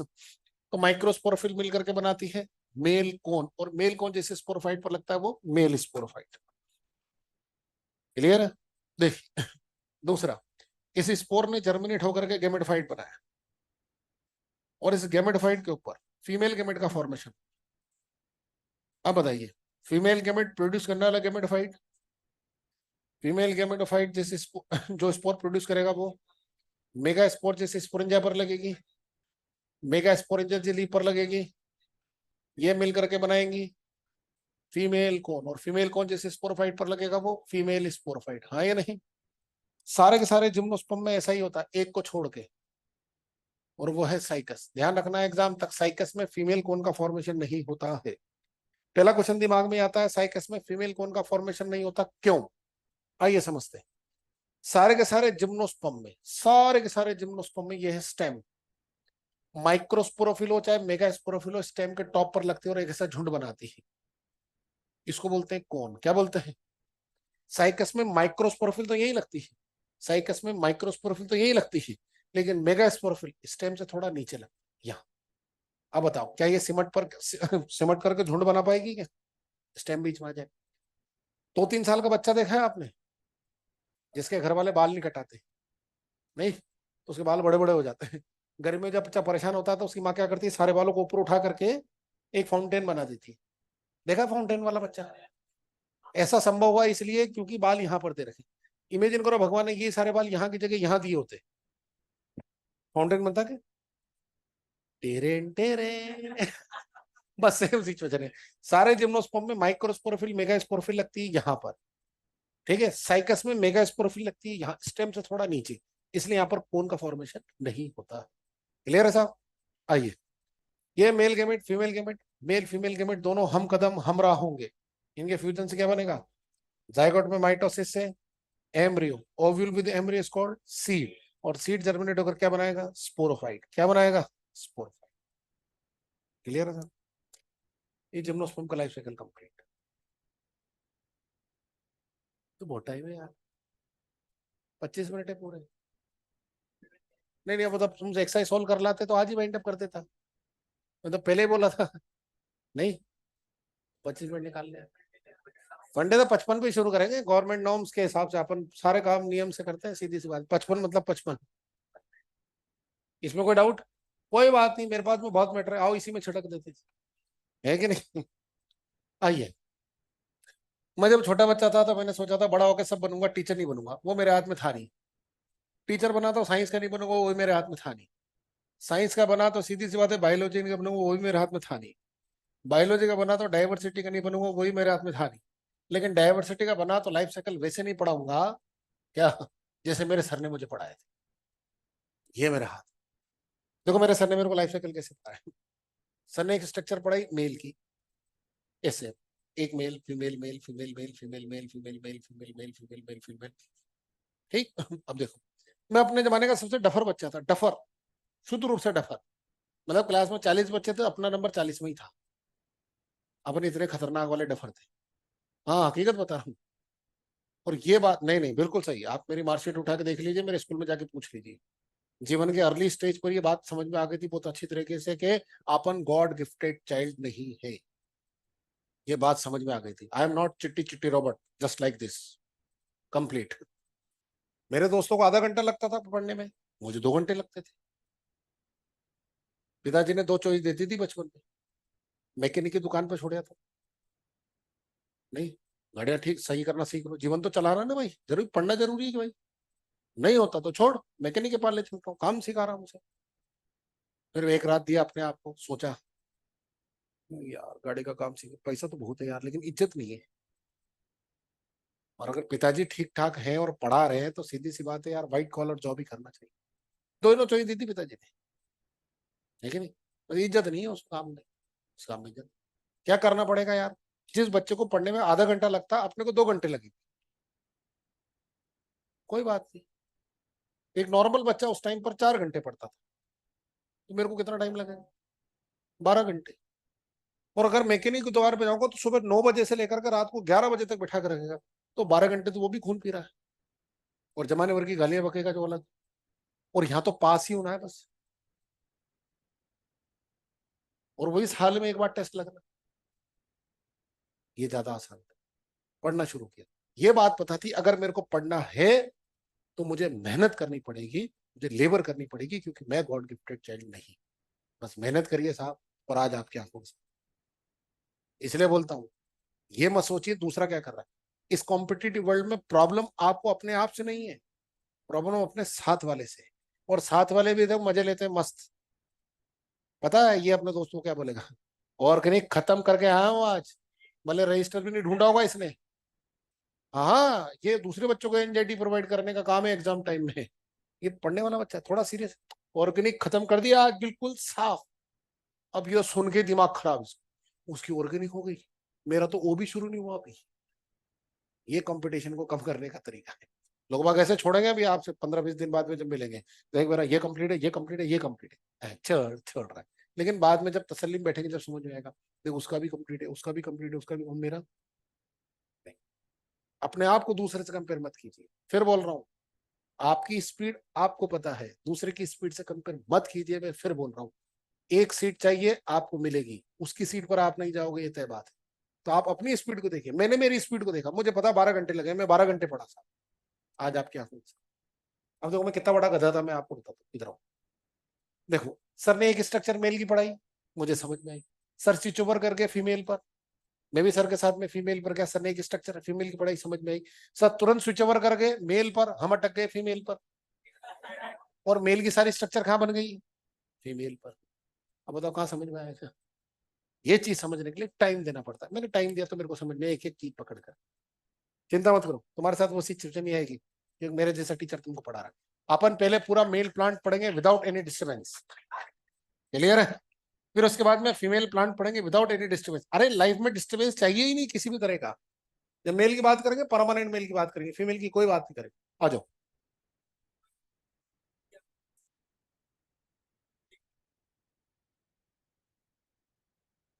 कौन का मिलने नहीं मिलने से क्या लेना देना है? अरे मत मिलने दे, ये ट्री इस पे ये फीमेल लग रही है, ये बन गया ना कौन?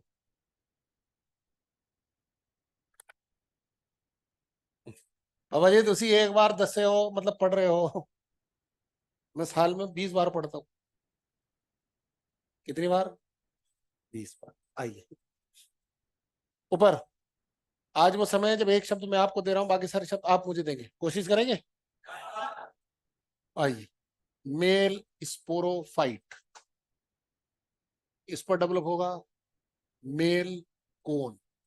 मेल कोन किससे मिलकर बनेगा? माइक्रोस्पोरोफिल। माइक्रोस्पोरोफिल पर क्या लगेगी? माइक्रोस्पोरेंजिया। माइक्रोस्पोरेंजिया में क्या होगी? Microspore mother cell. इस माइक्रोस्पोर मदर सेल में क्या होगा? मेयोसिस। मेयोसिस से क्या बनेंगे? माइक्रोस्पोर। इस माइक्रोस्पोर का होगा, यहां से एक शब्द जरूर जोड़ेंगे हमेशा, क्या? Endosporic germination. स्पोर का जर्मिनेशन स्पोरेंजिया के अंदर होगा।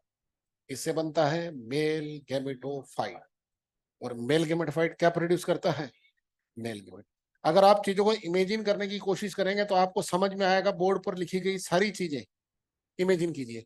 ये है पेड़ नीम का, ये है एक सेल। देखो एक ट्री से जो कि 50 फुट का है, उससे लेकर एक सेल तक आ गए। समथिंग इज मिसिंग, कुछ गायब है इस सीक्वेंस में।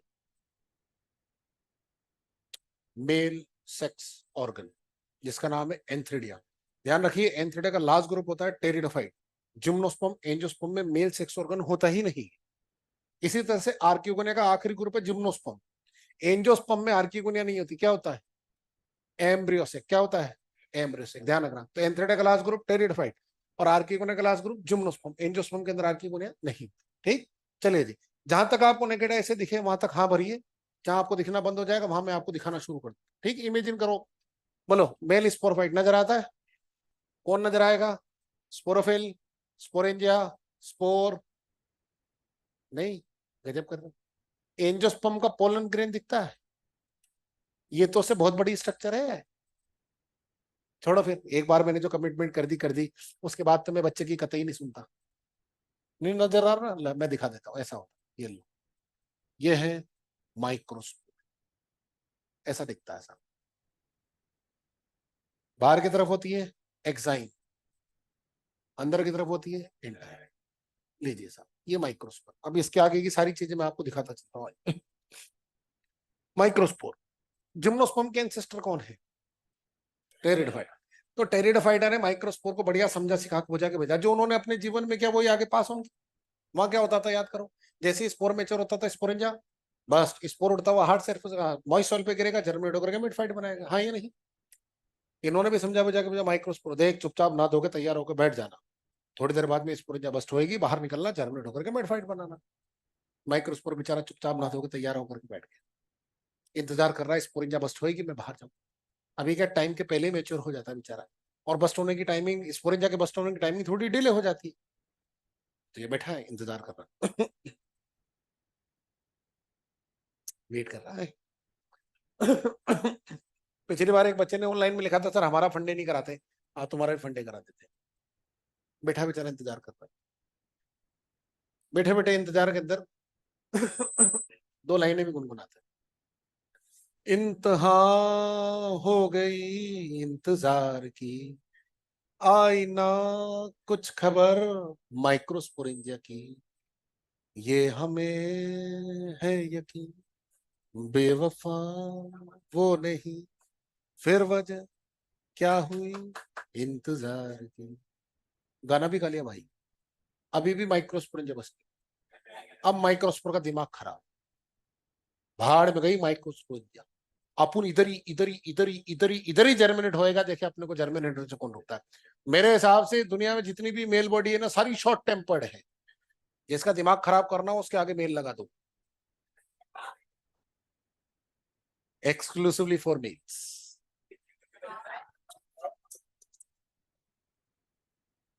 समझ समझ रहे बात को? बोलो भाई, पूरी कोशिश कर ली साहब। अभी माइक्रोस्पोर बच गया। अब माइक्रोस्पोर इधर ही जर्मिनेट होता है। सीड जब जर्मिनेट होता है तो रेडिकुलर और प्लूमर बाहर आते हैं। जब स्पोर जर्मिनेट होता है तो एक अनइक्वल डिवीजन होगा, जिसमें दो सेल बनती है, एक छोटी और एक बड़ी। ये देखिए, जो छोटी सेल होती है उसको बोलते हैं प्रोथेलियल सेल। क्या बोलते हैं? प्रोथेलियल सेल। और जो छोटी सेल होती है उसे बोलते हैं एंथ्रिडियल सेल। क्या बोलते हैं? एंथ्रिडियल सेल। अब देखो, प्रोथेलियल सेल में कोई डिवीजन नहीं होता। एंथ्रिडियल सेल में फिर डिवीजन होता है, तो अनइक्वल सेल बनती है, एक छोटी एक बड़ी। छोटी सेल को बोलते हैं जनरेटिव सेल। क्या बोलते हैं? और बड़ी सेल को बोलते हैं ट्यूब सेल। क्या बोलते हैं? Tube cell. देख रहे हैं? इस स्टेज पर पहुंच करके जिम्नोस्पर्म में स्पोरेंजिया बस्ट होती है। साइकस में जैसे ये स्ट्रक्चर 3 सेल स्टेज में पहुंचती है, माइक्रोस्पोरेंजिया बस्ट। पाइनस में जैसे ये स्ट्रक्चर 4 सेल स्टेज में पहुंचती है, माइक्रोस्पोरेंजिया बस्ट। एफिड्रा में जैसे ये स्ट्रक्चर 5 सेल स्टेज में पहुंचती है, माइक्रोस्पोरेंजिया बस्ट। अपन साइकस को बेस बना रहे। जैसे ये स्ट्रक्चर 3 सेल स्टेज में पहुंचती है, माइक्रोस्पोरेंजिया बस्ट। और बस्ट होती है, स्ट्रक्चर कहाँ गई? हवा में। जिम्नोस्पर्म में पॉलिनेशन एनिमोफिली। एनिमोफिली मतलब with the help of air. कहाँ जाना है साहब? फीमेल प्लांट पर। ये देखिए, ये है दुल्हन का घर, सज करके बिल्कुल तैयार है। ठीक है, इसको बोलते हैं ovule. Ovule of Cycas. Ovule क्या होता है? ये है मेगा स्पोरेंजिया, ये है integument. Integumented mega sporangia is called ovule. यहाँ की कुछ सेल डिजनरेट होकर के एक जगह बनाती है, इसका नाम है पोलन चेम्बर। पोलन चेम्बर वो जगह है जहां पर बारात को ठहराया जाएगा। ठीक है, बारात स्वागत के लिए यहाँ की कुछ सेल से डिजेनरेट होकर के chip chip chip chip chip chip chip chip chip chip chip chip chip chip chip chip क्या बनाती है? Pollen drop. क्या बनाती है? यहाँ पर पोलन को ड्रॉप होना है, गिरना है। ठीक है साहब? देखो, बारात स्वागत की तैयारी हो गई, बारात के ठहरने की जगह फाइनल हो गई है, और बारात इधर से उड़ती हुई आ रही है। एनी ऑफिली, हाँ ये नहीं, इधर ओपन इनविटेशन है, कोई भी आकर इधर स्टिक कर सकता है। सेम स्पीशीज का पोलन ग्रेन, डिफरेंट स्पीशीज का पोलन ग्रेन, धूल मिट्टी स्टार लकड़ी टुकड़ा, कोई भी आकर के इधर स्टिक कर सकता है। अब जब आकर के यहाँ चिपक जाते हैं तो ये कंफर्म करना होता है कि अपनी स्पीशीज का पोलन ग्रेन है या दूसरी स्पीशीज का पोलन ग्रेन है। तो क्या करते हैं साहब? केमिकल का सेक्रेशन करके टेस्टिंग करते हैं। जैसे ही कंफर्म होता है अपने वाले कंवर साहब हैं, इन्हें एक झटके से अंदर खींच लेते हैं और कहाँ बिठा देते हैं? पोलन चैम्बर में। कहाँ बिठा देते हैं? अब बाकी का डेवलपमेंट होगा पोलन चेम्बर में। तो देखिए यहां तक का डेवलपमेंट किसमें हुआ? माइक्रोस्पोरेंजिया। इसके आगे का डेवलपमेंट पोलन चेम्बर में, इसीलिए लिखते हैं एंडोस्पोरिक। स्पोर का जर्मिनेशन स्पोरेंजिया के अंदर। अब देखिए क्या होगा, पोलन चेम्बर में प्रोथेलियल सेल ट्यूब सेल में कोई डिवीजन नहीं होता। जनरेटिव सेल डिवाइड होकर के दो सेल बनाती है, एक को बोलते हैं स्टॉक सेल और दूसरे को बोलते हैं बॉडी सेल। ये देखिए स्टॉक सेल और बॉडी सेल, ये है ट्यूब सेल। ठीक है साहब? जैसे ही स्टॉक सेल बॉडी सेल का फॉर्मेशन होता है वैसे ही एग्जाइम बस्ट हो जाती है, इंटाइन पोलन ट्यूब बनाती है और बॉडी सेल डिवाइड होकर दो मेल गेमेट बनाती है। ये देखिए, ये इंटाइन ने बनाई है पोलन ट्यूब, ये एग्जाइन है, ये एग्जाइन बस्ट हो गई। ठीक है? ये ट्यूब सेल है, बॉडी सेल ने डिवाइड होकर दो मेल गेमेट बना दी, ये मेल गेमेट है। ठीक है? ये पोलन ट्यूब इंटाइन ने बनाई है, और ये स्टॉक सेल और प्रोथेलियल सेल। बताइए इस स्ट्रक्चर में कितनी सेल है? 5 सेल है। देखो, एक प्रोथेलियल, दूसरी ट्यूब स्टॉक सेल, तीसरी ट्यूब सेल और दो मेल, 5 सेल। ठीक साहब? बढ़िया मेल गेमेट। बचा बोलता गुरु जी यहाँ पढ़ाया था जब तो माइक्रोस्पोर के बाद में मेल गेमेटोफाइट आया था, फिर मेल गेमेटोफाइट है, और यहाँ पढ़ाया तो माइक्रोस्पोर के बाद में सीधा मेल गेमेट आ गया। Where is male gametophyte. तो भाई जब तक इसमें डिवीजन नहीं होता तब तक इसको बोलते हैं माइक्रोस्पोर, और जैसे इसमें डिवीजन होता है इसे बोलते हैं मेल गेमेटोफाइट। क्या बोलते हैं? अब बताइए आप यहाँ पर किसका डेवलपमेंट पढ़ रहे हैं, माइक्रोस्पोर का या मेल गेमेटोफाइट का? मेल गेमेटोफाइट का। मेल प्लांट से फीमेल प्लांट पर जाने वाली स्ट्रक्चर मेल गेमेटोफाइट या रिड्यूस मेल गेमेटोफाइट। और मेल गेमेटोफाइट का डेवलपमेंट भी दो जगह हो रहा है। इस लाइन के पहले वाला डेवलपमेंट कहां पर हो रहा है? माइक्रोस्पोरेंजिया में। याद करो, इसे बोलते हैं प्री पॉलिनेशन डेवलपमेंट, पॉलिनेशन के पहले। इसके बाद का कहां हो रहा है? Pollen chamber of ovule, ovule के पोलन चैम्बर में हो रहा है, हाँ या नहीं? इसे बोलते हैं पोस्ट पॉलिनेशन डेवलपमेंट। क्या बोलते हैं? Post pollination development. क्लियर है? तो बताइए जिम्नोस्पर्म में मेल प्लांट से फीमेल प्लांट पर जाने वाली स्ट्रक्चर माइक्रोस्पोर या मेल गेमेटोफाइट? मेल। चलो आओ एंजियोस्पर्म से भी कंपेयर कर देता हूँ। एंजियोस्पर्म में ऐसी स्ट्रक्चर होती है, इसको क्या बोलते हैं? स्टेमन। स्टेमन दो चीज से मिलकर के बनता है, एंथर और फ्लामेट। ये एंथर का सेक्शन काटा मैंने ऐसे, एंथर कुछ ऐसा दिखता है। ये क्या है? Pollen sac. पोलन सैक में क्या होता है? Pollen grain. अब जो मैं पूछूं सोच समझ के जवाब देना। एंजियोस्पर्म में, एंजियोस्पर्म में मेल प्लांट से फीमेल प्लांट पर जाने वाली स्ट्रक्चर, एंजियोस्पर्म में मेल प्लांट से फीमेल प्लांट पर जाने वाली स्ट्रक्चर, जिम्नोस्पर्म में मेल प्लांट से फीमेल प्लांट पर जाने वाली स्ट्रक्चर मेल गेमेटोफाइट। तो मैं कह सकता हूं male gametophyte is equal to pollen grain. Angiosperm में पोलन ग्रेन किसमें डेवलप होता है? या मेल गेमेटोफाइट का डेवलपमेंट किसमें हो रहा है? माइक्रोस्पोरेंजिया में। तो किसके इक्विवेलेंट हुई? पोलन से। पोलन से एंजियोस्पर्म में किस पे लगता है? स्टेमन। यहाँ पर किस पर लगता है? माइक्रोस्पोर। तो मैं कह सकता हूँ माइक्रोस्पोर स्टेमन के इक्विवेलेंट है, हाँ ये नहीं? ये पूरा मेल प्लांट है। क्या तोड़ दिया? क्या तोड़ा?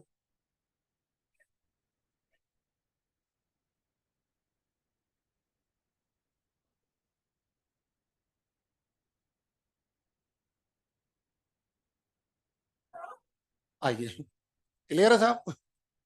अब बात करते हैं साहब फीमेल प्लांट की, हाँ या नहीं? ये देखिए,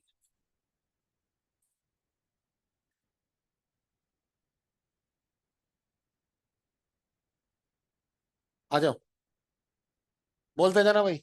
फीमेल स्पोरोफाइट, इस पर क्या लगेगा? फीमेल कौन किससे मिलकर बनाएगा? Mega sporophyll. मेगा स्पोरोफिल पर क्या लगेगी? Mega sporangia. मेगा स्पोरेंजिया में क्या होगी? Megaspore mother cell. इसमें क्या होगा? मियोसिस। मियोसिस क्या बनेगा? Mega spore. एंडोस्पोरिक जर्मिनेशन से बनेगा फीमेल गेमेटोफाइट। फीमेल गेमेटोफाइट पर डेवलप होती है आर्किगोनिया। मैंने बताया आर्किगोनिया का लास्ट ग्रुप जिम्नोस्पर्म में, हाँ या नहीं? इसके बाद में क्या डेवलप होगा? फीमेल गेमेट, जैसे क्या बोलते हैं हम? एग। हाँ या नहीं? ये देखिए। अब बताओ, जब हमने मेल प्लांट साइकस का पढ़ा, जब हमने मेल प्लांट साइकस का पढ़ा तो फीमेल प्लांट भी साइकस का ही पढ़ेंगे, हाँ या नहीं? तो बताओ, अगर मैं साइकस की बात करूं तो इस बॉडी के अंदर ऐसा क्या है जो साइकस में नहीं होगा? शाबाश, फीमेल को देख रहे हो? तो मेगा स्पोरोफिल जो होती है वो सीधी किस पे लगती है? फीमेल स्पोरोफाइट पे लगती है। आइए, इसका भी डायग्रामेटिक रिप्रेजेंटेशन मैं आपको दिखा देता हूं। आओ, सारी चीजें स्टेप बाय स्टेप बनती जाएंगी, देख लो। ये है बच्चे मेगा स्पोरोफिल।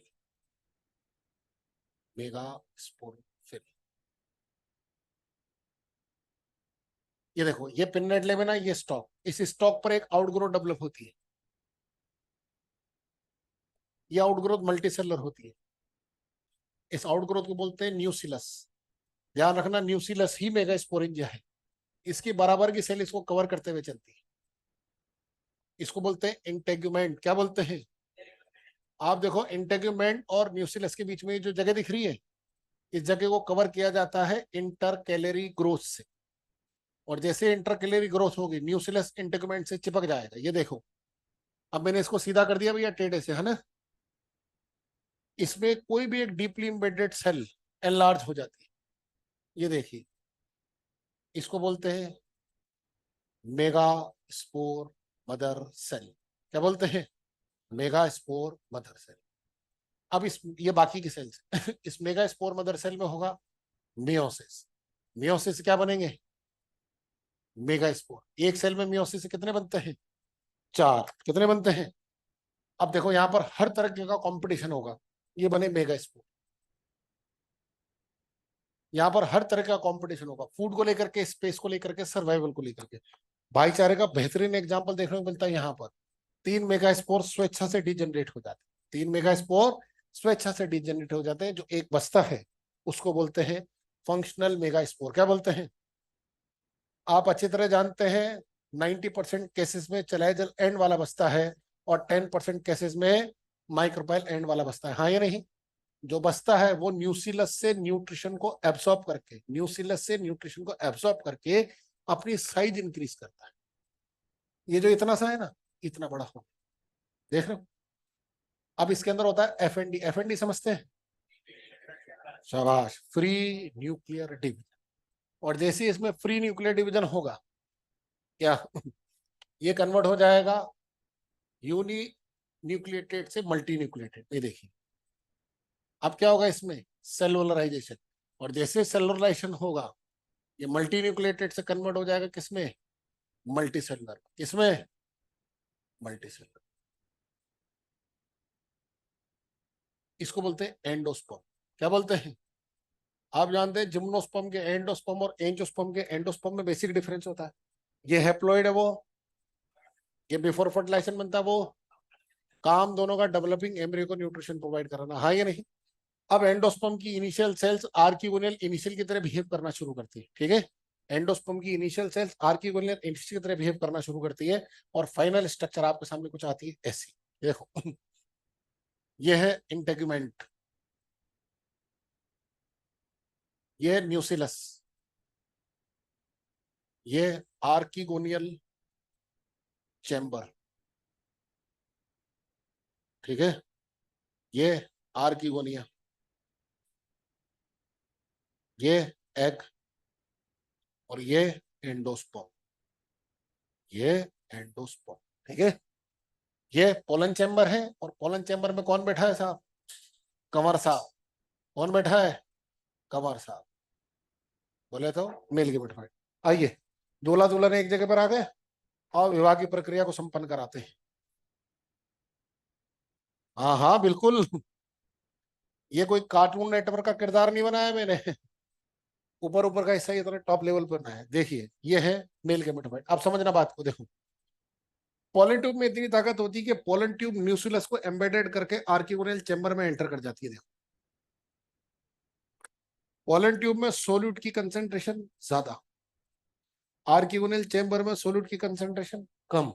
तो वाटर का मूवमेंट आर्किगोनल चेंबर से पोलन ट्यूब फूलती जाएगी, फूलती जाएगी, फूलती जाएगी और फट जाएगी। टॉप शेप लट्टू के आकार का मेल गेमेट, जिसके ऊपर 4 से 5 रिंग में मोटिलिटी स्ट्रक्चर होती है, इसको क्या बोलते हैं?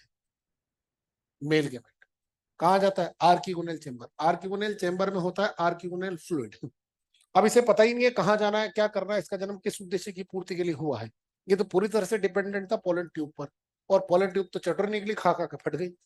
अब इसको पता ही नहीं कहाँ जाना है, क्या करना है, तो क्या करता है साहब? ये आर्किगोनल चेंबर में जो आर्किगोनल फ्लूइड होता है, उसमें ये मोटिलिटी स्ट्रक्चर के यहाँ पर तैरना शुरू करता है। डिंग डिंग डिंग डिंग डिंग डिंग डिंग डिंग डिंग डिंग। अब इसे पता नहीं है कहाँ जाना है, क्या करना है, इसका जन्म किस उद्देश्य की पूर्ति के लिए हुआ है। आर्किगोना को तो पता है ये यहाँ क्यों आया है। जैसे ये तैरता तैरता आर्किगोना की नेक के पास में आता है, आर्किगोना एक लो प्रेशर एरिया क्रिएट करती है और एक एक झटके से इसे अंदर खींच लेती है, और मेल फीमेल गैमेट के फ्यूजन से क्या बनता है? जायगोट। क्या बनता है? जायगोट में माइटोसिस से क्या बनेगा? एम्ब्रियो। हाँ या नहीं? अगर आपने गौर से सुना होगा तो कुछ डिस्टेंस हमने ट्रेवल किया है ट्यूब से, कुछ डिस्टेंस हमने ट्रेवल किया है तैर के। हाँ या नहीं? जब ट्यूब से जाएंगे तो किस टाइप का फर्टिलाइजेशन? बोलो। और ट्यूब से तैर के जाएंगे तो दोनों से जा रहे हैं, इसलिए जूडियो साइफोनोगेनी। हाँ या नहीं? दूसरा, हायर जिम्नोस्पर्म में पोलन ट्यूब रिलायबल होती है, सीधा मेल गेमेट को फीमेल गेमेट में छोड़ करके आएगी। हाँ या नहीं? मेल फीमेल गेमेट के फ्यूजन से क्या बनेगा? जाइगोट। ये देखिए, ये है साइफोनोगेनी। ठीक है? ये H G product higher gymnosperm में इस टाइप का प्रोसेस देखने को मिलता है। मेल फीमेल गेमेट के फ्यूजन से क्या बना साहब? जाइगोट। क्या बना? जाइगोट में माइटोसिस है, एम्ब्रियो। क्लास जब शुरू हुई थी तो आपको बताया था ovule with embryo is called seed. आपको बता दूं जिम्नोस्पर्म का जो सीड होता है वो 3 जनरेशन को रिप्रेजेंट करता है। कितनी जनरेशन को? कौन कौन सी 3 जनरेशन है? देखिए, एक होती है ओल्ड स्पोरोफिटिक जनरेशन जो पीछे से चली आ रही है, ठीक है। दूसरी होती है न्यू स्पोरोफिटिक जनरेशन, क्या, जो आगे आने वाली जनरेशन को दिखाएगी। और एक होती है गैमेटोफिटिक जनरेशन, ठीक है। ये देखिए, नंबर और कलर ध्यान रखिए। ओल्ड स्पोरोफिटिक जनरेशन 1 नंबर, ऐसा क्या है जो पीछे से चला आ रहा है? इंटेगमेंट न्यूसिलस, ठीक है। दूसरा, new sporophytic generation red colour 2 number, ऐसा क्या है जो आने वाली जनरेशन को दिखा रहा है? एम्ब्रियो। और तीसरा, गैमेटोफिटिक जनरेशन, ऐसा क्या है जो इसके अंदर एन है? एंडोस्पर्म। हाँ या नहीं? ये एन है। कहां बन रही है स्ट्रक्चर? यहाँ। ये देखो, ऐसे कैसे टूट के नीचे गिर। क्लियर है साहब? बस 2 मिनट और लूंगा भाई। आ जाओ। वैसे तो मैंने सारी चीजें पढ़ा दी, एक दो पॉइंट मार्क करने हैं बस, वो मार्क कीजिए।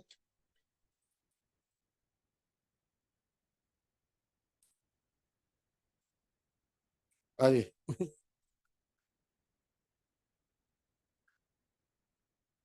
न्यूसिलस। आइए page number 101, first line mark कीजिए, the gymnosperms are heterosporous plant, ठीक है। उसके मतलब पॉइंट नंबर 5 में लास्ट में, in cycas 5 cell and pinus 6 cells present in mature male gametophyte. याद है मैंने गिनाई थी 5 सेल। चलिए जी। इसके बाद में point number 8, the male and female cones are born on same tree, the member is known as monoecious. समझ में आया? when the male and female cone or megaphyllus are born on different trees, the member is called dioecious। समझ में आया? Cycas में male cone और megaphyllous are born on different tree, इसलिए वो डायशियस। या डायशियस किसके लिए लिखा है? स्पोरोफाइट के लिए या गेमेटोफाइट के लिए? स्पोरोफाइट के लिए। हाँ या नहीं? Point number 13, the multicellular female gametophyte is retained within megasporangia, ठीक है। इसीलिए तो सीड का फॉर्मेशन हो रहा है, क्योंकि स्पोर का जर्मिनेशन स्पोरेंजिया के अंदर हो रहा है। बॉक्स पेज चेंज कीजिए। अगली लाइन दे रखी, in bryophyte and pteridophyte the male and female gametophyte have an independent free living existence. सही बात। ब्रायोफाइट में मेन प्लांट बॉडी गेमेटोफाइट है, इसलिए फ्री है। Pteridophyte independent alternation of generation show करते हैं, इसलिए वहां भी गेमेटोफाइट फ्री है। क्या जिम्नोस्पर्म में गेमेटोफाइट का इंडिपेंडेंट फ्री लिविंग एग्जिस्टेंस है? नहीं, क्योंकि स्पोर का जर्मिनेशन स्पोरेंजिया में होता है, इसलिए जिम्नोस्पर्म में मेल और फीमेल गेमेटोफाइट का इंडिपेंडेंट फ्री लिविंग एग्जिस्टेंस नहीं। मार्क कीजिए अगली line. In gymnosperm and angiosperm, male and female gametophyte do not have free living existence. They remain within sporangia, retain on parent sporophyte. ठीक है। Point number 20 के बाद में एक लाइन दे रखी, मार्क कीजिए। Pollinated pollens are store in pollen chamber of ovule. देखिए ये है ओव्यूल, ये पोलन चेंबर है, और ये मेल गेमेटोफाइट है। मेल गेमेटोफाइट का दूसरा नाम है पॉलिनेटेड पोलन्स। फर्टिलाइजेशन मैंने बताया, जूडियो साइफिनोगेमी दोनों क्लियर है। एक पॉलीएम्ब्रियोनी भी होती है। पॉलीएम्ब्रियोनी क्यों है? एक से ज्यादा आर्की गुनिया। देखो जब एक से ज्यादा आर्की गुनिया है तो एक से ज्यादा एम्ब्रियो बनेगा। या आपने एक और सुना होगा क्लीवेज पॉलीएम्ब्रियोनी, सुना है? एक ही एम्ब्रियो में बहुत सारे टुकड़े हो जाते हैं। लाइफ साइकिल मार्क कीजिए diplontic. Life cycle of gymnosperm, दो क्लासेस है, पेज नंबर 105 पर आइए। साइकेटोफाइटा लोअर जिम्नोस्पर्म, कॉनिफेरोफाइटा हायर जिम्नोस्पर्म। साइकेटोफाइटा की बात करते हैं तो मेगाफिलस कंडीशन होती है। What is the meaning of megaphyllous? Leaf बड़ी होगी, स्टेम छोटा हो, with circinate venation. Circinate venation मतलब लीफ इस तरह से रोल्ड होकर के खुलती है। ठीक। साइकेटोफाइटा को 3 ऑर्डर में डिवाइड किया है। साइकेटोफिलिक, प्यार का नाम सीड फर्न। ठीक है, सारे कैरेक्टर फर्न के। जिम्नोस्पर्म का एक कैरेक्टर है seed. Bennettitales completely extinct group है। साइकेडेल्स प्रेजेंटली लिविंग साइकेटोफाइट इस ऑर्डर में इंक्लूड किए गए हैं। पॉइंट नंबर भी इंपॉर्टेंट मार्क कीजिए। All the plant of this group are living fossils. ठीक है, एग्जाम में सबसे ज्यादा क्वेश्चन साइकस से पूछे गए। देखो प्लांट किंगडम में सब, पूरे प्लांट किंगडम में सब कुछ बड़ा बड़ा इसी में ही है, भले वो ओव्यूल हो, चाहे एग हो, चाहे मेल कौन हो, चाहे गैमेट हो। ठीक। इसके एम्ब्रियो में 2 कोटिल्डन होते हैं, मार्क कीजिए। फीमेल कौन एब्सेंट होता है? Male gamete motile multiciliated top shape, देख रहे हो लट्टू के आकार। कॉनिफेराफाइटा को 4 ऑर्डर में डिवाइड किया है। गिंगोएल्स ओल्डेस्ट ऑर्डर है कॉनिफेराफाइटा का, सारे एक्सटेंट हो गए। एक ही जिंदा है जिसका नाम है गिंगो बाइलोबा, इसे भी लिविंग फॉसिल बोलते हैं। खास बात, गिंगो बाइलोबा हायर जिम्नोस्पर्म में, फिर भी इसका मेल गैमेट मोटाइल है। पूछो क्यों? भरोसा नहीं था कि पोलन ट्यूब छोड़ के आएगी। अपनी सेफ्टी अपने हाथ। उसके बाद में फिर मेल गैमेट की मोटिलिटी डिस्ट्रॉय हो गई। कॉर्डेटल्स कंप्लीटली एक्सटेंट ग्रुप है। कॉनिफरेल्स, इसमें कॉनिफर्स को रखा गया है, ये जिम्नोस्पर्म का लार्जेस्ट ग्रुप है। एग्जांपल मार्क कीजिए। पाइनस को प्यार से पाइन्स बोलते हैं, इससे एक रेजिन निकलता है, इसका नाम है टर्पेंटाइन। ठीक है, इसे चिलगोजा पाइन या चीर पाइन के नाम से जानते हैं। छोटा सा ड्राई फ्रूट टाइप स्ट्रक्चर है, खाइए ताकत जबरदस्त होती है। सिट्रस को देवदार के नाम से जानते हैं। टेक्सस को याट्री के नाम से जानते हैं, इससे एंटी कैंसर मेडिसिन निकलती है, इसका नाम है Taxol. Araucaria Christmas tree, Sequoia father of forest, redwood tree या शर्मन ट्री के नाम से जानते हैं। मेटासिकोया लिविंग फॉसिल है। आपके मॉड्यूल के अंदर ये डायग्राम दिया हुआ है। आपसे पूछा जाए क्या है, ये पाइनस का पोलन ग्रेन है। खास बात क्या है? विंग्स होते हैं, है ना। नीटेल्स मोस्ट एडवांस जिम्नोस्पर्म होता है। एक्सेप्शनली जाइलम में वेसल्स होती है, ठीक है, लेकिन आर्किगोनिया एब्सेंट होती है। लेकिन एक्सेप्शनली इफिटर में आर्किगोनिया प्रेजेंट होती है। इफिटर राजस्थान में कॉमनली मिलने वाला एक प्लांट होता है, इससे एक ड्रग निकलती है, इसका नाम है इफिड्रिन, जो अस्थमेटिक पेशेंट के लिए रामबाण दवा होती है। ठीक है, इसलिए एथलीट्स के जरिए मिसयूज की जाती है। एथलीट्स की टांगों में बहुत जान होती है, उन्हें धोखा देता है उनका रेस्पिरेटरी ट्रैक। दौड़ने के पहले इंजेक्शन ठोकते हैं, दौड़ना शुरू करते हैं, जैसे ऑक्सीजन सप्लाई इंटरप्ट होती है, एफिड्रिन अपना असर दिखाती है, ऑक्सीजन सप्लाई को कांस्टेंट करती है। इसलिए एथलीट्स के लिए बैन है, उनके डोपिंग टेस्ट में ये चीज जरूर चेक की जाती है। सीड फॉर्मेशन के लिए 2 चीजों का होना जरूरी है। प्लांट शुड बी हेटेरोस्पोरस और germination of megaspore should be endosporic. मतलब स्पोर का जर्मिनेशन जब तक स्पोरिंजा में नहीं होगा तब तक सीड का फॉर्मेशन नहीं होगा। रिटर्न कीजिए। पहला पॉइंट पढ़ा चुका, मार्क कीजिए। एंथ्रेडा का लास्ट ग्रुप होता है टेरिडोफाइट, जिम्नो एंजियो में एब्सेंट है। आर्कियोगोना का लास्ट ग्रुप होता है जिम्नोस्पर्म, एंजियोस्पर्म में एब्सेंट है। ड्यूरिंग एवोल्यूशन क्या हुआ? गेमेटोफाइट रिड्यूस होते चले गए, स्पोरोफाइट वेल डेवलप होते चले गए। गेमेटोफाइट वेरी रिड्यूस इन एंजियोस्पर्म, आगे ब्रैकेट में लिखिए क्या लिखेंगे, क्या लिखेंगे? अभी मैं ही बताऊंगा पूरी डाइवर्सिटी पढ़ने के बाद। Only gametes well develop in moss, आगे ब्रैकेट में लिखी है leafy. Sporophyte very reduce in thallophyta, केवल जायगोट और वेल डेवलप एंजियोस्पर्म। ठीक है साहब, तो अगला लेक्चर आखिरी लेक्चर होगा साहब आपका। ठीक है, वायरस लाइकेन माइक्रोजा पढ़ेंगे और जो काम दिया है वो करेंगे। हाँ जी, ऑनलाइन में कोई दिक्कत? बच्चों तुम भी बोल रहा हूँ काम कर लेना, जो मैंने काम लिखा है स्टार्टिंग में, स्पेशली एक्सरसाइज नंबर 2 और 3 हो जाएगा। हाँ जी, और कोई दिक्कत? Abhishek, Amit, Isha, Kalpana, Madhav, Piyush, Prince. Okay, bye. ओ तुम कहाँ जल्दी है?